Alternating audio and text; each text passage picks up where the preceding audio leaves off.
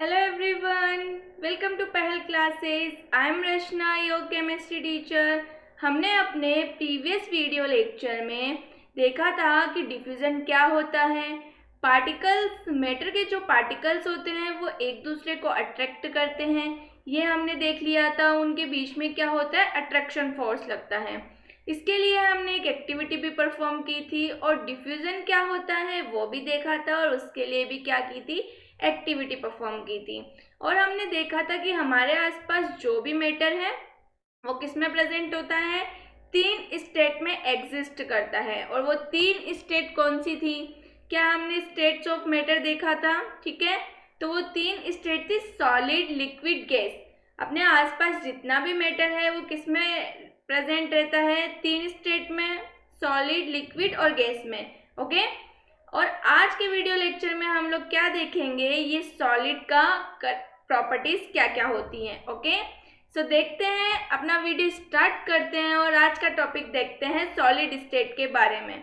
हम क्या पढ़ेंगे, सॉलिड स्टेट की प्रॉपर्टीज देखने वाले हैं। ओके, तो यदि हम बात करते हैं मैटर की, ऑलमोस्ट अपने आसपास जो भी मैटर है क्या वो सॉलिड स्टेट में प्रेजेंट होता है। आपको कैसे पता चलेगा वो सॉलिड स्टेट में प्रेजेंट है, अपने आसपास मैटर तो आप जानते हैं क्या होता है।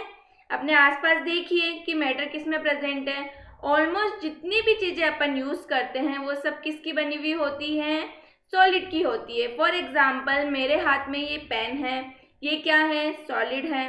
इसके अलावा यदि मैं बात करती हूँ तो अपने आसपास अपन जो चेयर यूज़ कर रहे हैं वो क्या है, सॉलिड है। वो एक तरीके का मैटर है लेकिन वो क्या है, सॉलिड फॉर्म है मैटर की। ओके, तो इस तरीके से यदि हम डे टू डे लाइफ में देखते हैं, जो चीज़ें अपन यूज़ करते हैं डे टू डे, वो ऑलमोस्ट चीज़ें क्या होती हैं, सॉलिड होती हैं। ओके, जब इतनी सारी सॉलिड चीज़ें हमारे आसपास है, हम इतनी सब सॉलिड चीज़ों का यूज़ करते हैं, इतने मैटर का, तो क्यों ना हम सॉलिड स्टेट की प्रॉपर्टीज़ को पढ़ लेते हैं, उनकी प्रॉपर्टीज़ क्या होती हैं। सो देखते हैं सॉलिड की क्या क्या प्रॉपर्टीज़ होती हैं। सो फर्स्ट प्रॉपर्टी है, बात करें हम लोग तो सॉलिड की डेफिनेट शेप एंड साइज होती है। क्या कहा मैंने, कोई भी सॉलिड आपके पास में प्रेजेंट है, उसकी सॉलिड शेप और क्या होगी, साइज होगी। ऐसा क्यों होता है, सॉलिड की शेप और साइज कैसे फिक्स्ड होती है। तो यदि हम बात कर ले अपने आसपास चेयर की, हम जो चेयर यूज करते हैं, बैठते हैं जिस चेयर पे, ओके, क्या आपको वो फिक्स साइज में नजर आती है, ठीक है। एक फिक्स चेयर की कोई जो साइज है, जो जो शेप है, वो आपको उसी में नजर आएगी, ठीक है। वो ऐसा नहीं है कि हम उसको थोड़ी देर के लिए रख दे रहे हैं तो उसकी शेप को चेंज कर लेगा कुछ दिनों बाद, कुछ सालों बाद, या उसकी साइज चेंज हो जाएगी अपने आप बड़े बड़े, ऐसा नहीं होता है। सॉलिड की साइज और शेप क्या होती है, फिक्स्ड होती है। रीजन क्या है, हमें पता चल गया कि सॉलिड की शेप और साइज क्या है, फिक्स्ड है, बट इसका रीजन क्या है। इसका रीजन ये है कि सॉलिड के जो मॉलिक्यूल्स होते हैं, ठीक है, पार्टिकल्स होते हैं, उनके बीच में क्या होता है, स्ट्रॉन्ग इंटरमोलिकुलर फोर्स होता है, ठीक है। उनके पार्टिकल्स के बीच में strong intermolecular force of attraction होता है, जिससे वो एक दूसरे को क्या करते हैं, अट्रैक्ट करके रखते हैं, बांधे रखते हैं, ठीक है। इसलिए कोई भी सॉलिड होता है उसकी शेप और साइज क्या होती है, फिक्स्ड होती है। ओके, तो क्या समझ आया, सॉलिड की साइज और शेप क्या होती है, फिक्स्ड होती है। क्यों, क्योंकि उनके बीच में क्या होता है, strong intermolecular force of attraction लगता है पार्टिकल्स के बीच में। यदि किसी दो चीज के बीच में, दो पार्टिकल्स के बीच में स्ट्रॉन्ग फोर्स लगा हुआ है, स्ट्रॉन्ग अट्रैक्शन फोर्स लग रहा है, इसका मतलब क्या है कि वो एक दूसरे को स्ट्रॉन्ग अट्रैक्शन से जोड़ के रखे हुए हैं, बंधे हुए हैं। जब वो बंधे हुए हैं तो उनकी क्या शेप फिक्स रहने वाली, जो शेप आपने दे दी उससे वो मूव नहीं करने वाले हैं, वैसी रहने वाली है। इसलिए क्या होता है, सॉलिड की कोई भी आपके पास में चीज है वो क्या होती है, फिक्स्ड शेप होती है उसका, और फिक्स्ड उसकी क्या होती है, साइज होती है। ओके, अब आगे चलते हैं और दूसरा देखते हैं प्रॉपर्टी क्या होती है। सॉलिड होती है, उनकी बाउंड्रीज क्या होती है, डिस्टिंक्ट होती है। मतलब आप कोई भी चीज रखो, फॉर एग्जाम्पल मैंने ये पेन लिया, इसको रखा, अब इसके चारों तरफ क्या करो, एक लाइन ड्रॉ करने की कोशिश करो, तो इसकी जो शेप है, जो आउटर शेप है, उसके अकॉर्डिंग आपको क्या मिलेगी, इसकी बाउंड्री मिलेगी। तो इसकी बाउंड्री भी क्या होती है, एक डिस्टिंक्ट बाउंड्री होती है। ओके, इसके अलावा यदि मैं बात करूँ तो जो सॉलिड कोई भी पार्टिकल, सॉलिड की आपके पास में कोई भी चीज़ है, वो उसकी कंप्रेसिबिलिटी नेग्लिजिबल होती है, हम उसको कंप्रेस नहीं कर सकते हैं। आप करके देखो कंप्रेस, मेरे पास में ये है, मैं इसको पुश करती हूँ, इस पर क्या करती हूँ, अपना फोर्स डालती हूँ, तो क्या ये कंप्रेस हो जाता है? इसकी साइज या फिर इसका शेप चेंज हो जाएगा? नहीं, ये कंप्रेस नहीं होता है। इसका रीज़न क्या है कि ये कंप्रेस नहीं होती है? सॉलिड चीज़ें कंप्रेसिबिलिटी न के बराबर होती है। तो इसका रीज़न है क्योंकि इनके जो पार्टिकल्स होते हैं उनके बीच में स्पेस न के बराबर होता है। क्या नहीं होता है? जो स्पेस है, ठीक है, जगह है पार्टिकल्स के बीच में, वो नहीं होती है। यदि कोई दो पार्टिकल्स है, उनके बीच में जगह नहीं है, तो क्या आप उसको कंप्रेस करके पास ला सकते हो? नहीं ला सकते। उनके बीच में पहले ही जगह नहीं है, ऑलरेडी वो पास पास है, तो उनको आप कंप्रेस करके कितना पास लाओगे? आप ला ही नहीं सकते हो, क्योंकि उनके पास में क्या नहीं है? जगह, स्पेस अवेलेबल नहीं है पार्टिकल्स के बीच में। तो आप सॉलिड की कोई भी चीज़ लो, ठीक है, बॉल ले लो, कुछ भी चीज़ ले लो और उसे कंप्रेस करने की कोशिश करो, आप उसे कंप्रेस करके उसका साइज या शेप चेंज नहीं कर सकते हो, ठीक है। क्यों नहीं कर सकते हो? क्योंकि उनके बीच में स्पेस नहीं होता है मॉलिक्यूल्स के बीच में, जिससे आप उसको कंप्रेस करके पास नहीं ला सकते हो। ओके, इसीलिए ये पेन जो मैंने ले रखा है, इस पर मैं कितना ही फोर्स अप्लाई करूँ, इसको मैं क्या नहीं कर सकती हूँ? कंप्रेस नहीं कर सकती हूँ। तो ये क्या है? एक सॉलिड है, इसकी कंप्रेसिबिलिटी क्या है? नेग्लिजिबल है।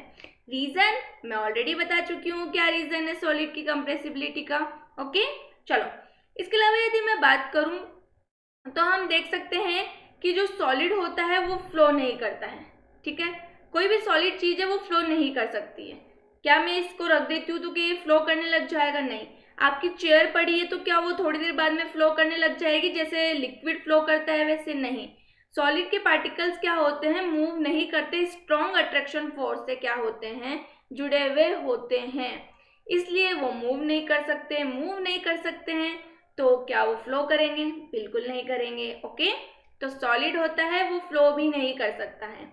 इसके अलावा यदि हम नेक्स्ट प्रॉपर्टी पे जाते हैं तो हम देखते हैं कि सॉलिड होती है उसकी फिक्स्ड वॉल्यूम भी होती है। क्या होती है? सॉलिड का फिक्स्ड वॉल्यूम होता है। रीज़न हम ऑलरेडी बता चुकी हूँ, शेप, साइज, ये सब फिक्स्ड होती है, तो वॉल्यूम भी फिक्स्ड होगा। ओके, वॉल्यूम चेंज थोड़ी ना हो जाएगा। इसके जो इंटरमोलिकुलर फोर्स है, मॉलिक्यूल्स के बीच में, पार्टिकल्स के बीच में जो अट्रैक्शन फोर्स है, ठीक है, वो बहुत ज़्यादा है। ये एक दूसरे से जुड़े हुए हैं, इधर उधर मूव नहीं करते हैं, ठीक है, क्योंकि ये एक दूसरे से क्या है? स्ट्रॉन्ग अट्रैक्शन फोर्स से जुड़े हैं, तो मूव नहीं कर सकते हैं, इधर उधर भागेंगे नहीं, तो ये फिक्स्ड रहेंगे। और यदि फिक्स्ड रहेंगे तो वॉल्यूम भी फिक्स्ड रहने वाली है। ओके, वॉल्यूम फिक्स्ड होगी, शेप फिक्स्ड होगी, और क्या होगी? साइज फिक्स्ड होगी। तो समझ आया, सॉलिड के कुछ प्रॉपर्टीज हमने देखी, कुछ करेक्टरिस्टिक्स देखे। क्या हम ये पूरे करेक्टरिस्टिक्स समझ चुके हैं? ओके, चलो, यदि ये पूरे करेक्टरिस्टिक्स समझ चुके हैं तो अब हम एक बार पढ़ लेते हैं इसमें क्या लिखे हुए है। चलिए देखते हैं।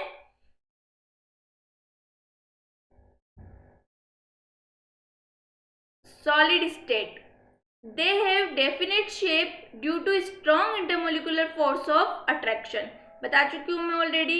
they have distinct boundaries, they have a fixed volume, they cannot flow भी नहीं कर सकते हैं solid. they have negligible compressibility due to negligible distance between the neighboring molecules, ठीक है। कोई भी आपके पास में सॉलिड की कोई चीज़ है, उनके बीच के जो पार्टिकल्स होते हैं, नेबरिंग मॉलिक्यूल्स हैं, उनके बीच में वो इस तरीके से जुड़े हुए होते हैं, ठीक है। तो उनके बीच में स्पेस बिल्कुल कम होता है, जगह नहीं होती है, तो आप इन पे फोर्स लगा के इनको और कंप्रेस नहीं कर सकते हो। इसलिए सॉलिड क्या होते हैं?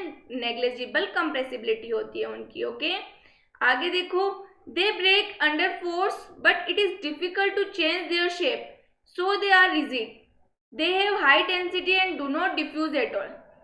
सॉलिड की डेंसिटी भी हाई होती है, ठीक है, और वो डिफ्यूज नहीं हो सकते हैं। फॉर एग्जाम्पल, यदि डिफ्यूजन की बात करें तो प्रीवियस वीडियो लेक्चर में हमने देखा था कि डिफ्यूजन क्या होता है। कोई भी टू मैटर्स हैं, उनके पार्टिकल्स अपने आप इंटरमिक्स हो जाते हैं। ओके, उसको हमने क्या कहा था? डिफ्यूजन कहा था, ठीक है, यही डिफ्यूजन था। यदि मैं बात कर रही हूँ, हमने एग्जाम्पल भी देखा था, इंक ड्रॉप को हमने क्या किया? वाटर बीकर के अंदर डाला तो वो वाटर के अंदर पूरी डिजोल्व हो जाती है। तो ये क्या है, डिफ्यूजन का एग्जाम्पल है। ओके, दो पार्टिकल्स से अपने आप इंटरमिक्स हुए हैं। लेकिन सॉलिड में डिफ्यूजन की प्रॉपर्टी नहीं होती है। कैसे, एग्जाम्पल से देख लेते हैं। कोई दो चेयर है, सॉलिड है, चेयर सॉलिड होती है, अभी बात करी हमने। उन चेयर्स को हम क्या कर देते हैं, पास पास टच करके रख देते हैं। क्या ऐसा है कि वो कुछ दिनों बाद में एक दूसरे में मिक्स होकर कुछ अलग चीज बन जाएगी? चेयर रहेगी नहीं कुछ दिनों कुछ सालों बाद। ऐसा होता है? नहीं होता। जो चेयर हमने दो पास पास रखी है वो वैसी ही रहती है। क्या वो उनके मॉलिक्यूल्स या पार्टिकल्स से वो इंटरमिक्स हो जाते हैं और कुछ और चीज बना लेते हैं? ऐसा बिल्कुल नहीं होता है। कभी भी आपने दो चेयर को मिक्स होते हुए देखा है? उनके पार्टिकल्स को नहीं होते। तो ये क्या हुआ कि सॉलिड में डिफ्यूजन की प्रॉपर्टी नहीं है, सॉलिड के पार्टिकल्स डिफ्यूज नहीं कर सकते हैं। ओके, आगे बात समझ में? चलो, तो ये क्या थी, ये थी सॉलिड की प्रॉपर्टीज जो हमने पढ़ी। सॉलिड के कुछ कैरेक्टरिस्टिक्स है। सॉलिड की साइज, शेप फिक्स्ड होती है, वॉल्यूम फिक्स्ड होता है, वो फ्लो नहीं कर सकते हैं, रिजिड सकते हैं। यदि किसी भी सॉलिड पे आप क्या लगाते हो, फोर्स लगा सकते हो, तो वो टूट सकते हैं लेकिन उनकी शेप चेंज नहीं होती है। ओके, फॉर एग्जाम्पल यदि हम किसी भी का एग्जाम्पल ले लें, इसी पेन का हम एग्जाम्पल ले लें, तो क्या इस पेन पे मैं बहुत ज़्यादा फोर्स अप्लाई करती हूँ तो क्या इसकी शेप चेंज हो जाएगी? नहीं। वही हम चेयर की बात करें, मैं चेयर पे बहुत ज़्यादा फोर्स अप्लाई करती हूँ तो क्या वो कुछ और बन जाएगा? ठीक है, गोल चेयर बन जाएगी? नहीं। उसकी शेप हम चेंज कर सकते हैं, शेप हम चेंज नहीं कर सकते, वो टूट सकता है, ब्रेक हो सकती है वो चीज़, लेकिन उसकी शेप को चेंज करना डिफिकल्ट है ना। हम किसी क्यूब में, कोई आपके पास में सॉलिड है, उसको आप उसकी शेप चेंज करके क्यूब या फिर कुछ और बनाना चाहते हो तो वो नहीं बना सकते। ओके, ऐसा हो सकता है कि आप उस पर फोर्स अप्लाई कर रहे हो तो वो टूट जाए, लेकिन उसकी शेप चेंज करना डिफिकल्ट होता है, तो वो क्या होते हैं, रिजिड होते हैं। ठीक है, ऐसे सॉलिड्स को किसकी कैटेगरी में रखा जाता है? रिजिड की कैटेगरी में। तो क्या समझ आ गया हमें सॉलिड की कैरेक्टरिस्टिक्स, क्या क्या पढ़े हमने? ओके, अब हम देखते हैं सॉलिड की जो प्रॉपर्टीज पढ़ी उनके लिए एक एक्टिविटी परफॉर्म करेंगे। ओके, इस एक्टिविटी के लिए हमें क्या चाहिए, आपके आसपास ये चीज़ें अवेलेबल हैं तो हम बिल्कुल परफॉर्म कर सकते हैं। क्या करना है, हमें एक बुक लेनी है, ओके, और एक निडल लेनी है, एक पेन लेना है और एक लेना है वुड, कोई भी लकड़ी का टुकड़ा। ठीक है, कोई भी लकड़ी का टुकड़ा लेना है। अब आपको क्या करना है, इन चारों चीज़ों को, इनकी जो शेप है, जिस तरीके की शेप है, साइज है, उनको चारों तरफ क्या करना है, पेंसिल से बाउंड्री ड्रॉ करने की कोशिश करनी। ओके, उसके बाद हमें क्या करना है, इनको तोड़ने की, खींचने की या फिर फाड़ने की कोशिश करो, जो भी आपके पास में मटेरियल थे उनको, और ऑब्जर्व करना है क्या होता है। क्या होता है, यदि मैं बुक ली और उसको हैमर करने की कोशिश करती हूँ तो क्या वो टूट जाती है? नहीं। बुक को आप कितना भी हैमर करो वो टूटेगी नहीं, लेकिन यदि फाड़ने की कोशिश करोगे तो वो जरूर फट सकती है, लेकिन हैमर करने से बुक नहीं टूटती है। ओके, बुक को यदि हम हैमर करेंगे, हथौड़े से मारने की कोशिश करेंगे तो उसका कुछ नहीं होगा, नीडल के भी कुछ फर्क नहीं पड़ने वाला है। लेकिन यदि बात करते हैं पेन की और लकड़ी के टुकड़े की, यदि उसको हम ज़्यादा फोर्स से करेंगे तो वो टूट सकते हैं। ओके, उनकी शेप नहीं चेंज होगी, वो टूट सकते हैं लेकिन शेप नहीं चेंज होगी। यदि हम ये सब चीज़ें ट्राई करके देखें तो इससे क्या कंक्लूजन निकला?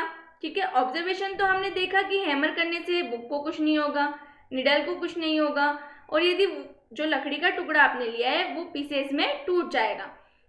पेन को भी यदि आप ज़्यादा फोर्स से हैमर करोगे पेन लेके तो वो भी दो टुकड़ों में टूट सकता है। ओके, इससे ज़्यादा भी पीसेस हो सकते हैं उसके, तो वो भी ब्रेक डाउन हो सकता है। लेकिन यदि हम बात करें इन चारों चीज़ों को कंप्रेस करने का ट्राई करो, क्या आप इनको कंप्रेस करके इनकी शेप चेंज कर सकते हो, कंप्रेस कर सकते हो? ठीक है, ट्राई करते हैं तो कंप्रेस नहीं होता है। ओके, इन चारों चीज़ों को हम कंप्रेस नहीं कर सकते, मतलब इनकी कंप्रेसिबिलिटी क्या होती है, नेग्लिजिबल होती है।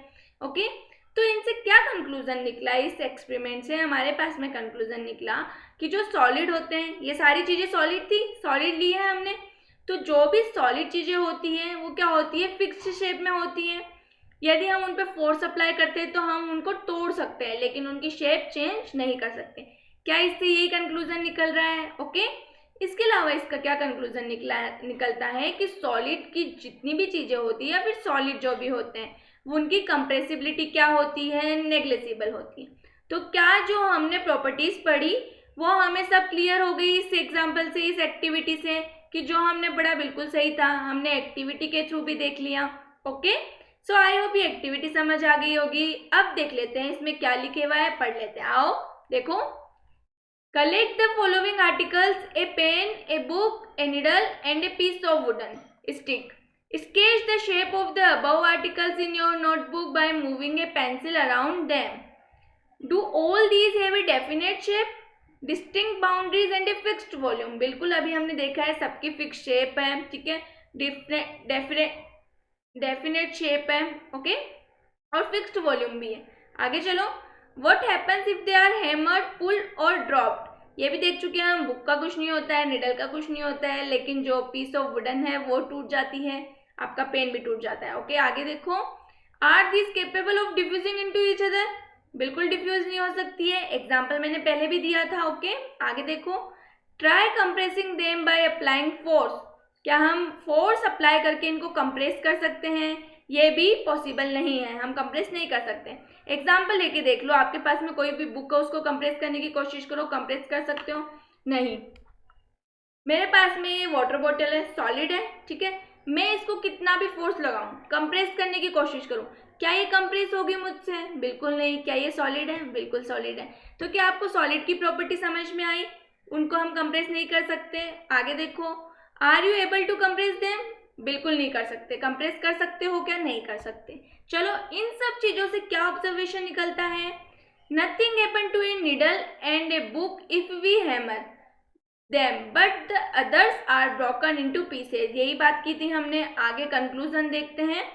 Conclusion, all these have a definite shape, distinct boundaries and fixed volumes, that is have negligible compressibility. Solids have a tendency to maintain their shape when subjected to outside force. Solid may break under force but it is difficult to change their shape, so they are rigid। Okay, solid rigid क्यों होते हैं ये भी हम देख चुके हैं। इन सब एग्जाम्पल से जो हमने एक्टिविटी परफॉर्म करके देखी, उनसे क्या कंक्लूजन निकलता है हमें समझ में आ गया। सॉलिड की शेप, वॉल्यूम, साइज फिक्स्ड होती हैं, हम उनको कंप्रेस नहीं कर सकते हैं, और वो क्या होते हैं? रिजिड होते हैं, क्योंकि यदि उन पर फोर्स अप्लाई किया जाता है तो वो ब्रेक हो सकते हैं, टूट सकते हैं, अपनी शेप को चेंज नहीं करते हैं, तो क्या होते हैं? वो रिजिड होते हैं। आई होप सॉलिड की प्रॉपर्टीज के बारे में समझ आ गया होगा। ओके, अब आगे चलते हैं और देखते हैं क्या, कुछ क्वेश्चंस करते हैं। ओके, आपका फर्स्ट क्वेश्चन क्या है? देखो, what about A rubber band, can it change its shape on stretching, is it A solid? Question है आपका, रबर बैंड का क्या करते हैं, क्या अपन उसको स्ट्रेच करते हैं रबर बैंड को तो उसकी शेप चेंज होती है? बिल्कुल होती है। तो क्या वो सॉलिड है? क्योंकि जस्ट अभी हमने पढ़ा कि सॉलिड होती है, उसकी शेप हम चेंज नहीं कर सकते।